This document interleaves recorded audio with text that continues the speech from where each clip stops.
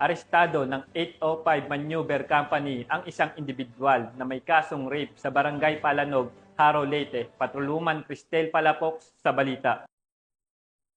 Estado ng motoridad ang isang lalaking wanted person na may kasong rape matapos mahuli sa Barangay Palanog, Haro, Leyte. Naresto ang akusado bandang alas 3:25 ng hapon ng mga tauhan ng 805 Maneuver Company. Regional Mobile Force Battalion 8 sa bisa ng warrant of arrest para sa kasong rape na walang nirekomendang piyansa. Ang akusado ay dinala sa Haro MPS para sa kakulang dokumentasyon at tamang disposisyon. Patunay lamang ng pambansang pulisya ay hindi nagpapabaya sa kanilang sinumpaang tungkulin na huliin ang mga taong tiwalag sa batas upang mapanatiling ligtas ang komunidad nang sa gayon may patupad ang kapayapaan ng bansa para sa ligtas at maunlad na bagong Pilipinas. Mula dito sa Eastern Visayas, ako ang inyong PNN correspondent, Patrolwoman Palafox, alagad ng patas, tagataguyod ng Balitang Pulis.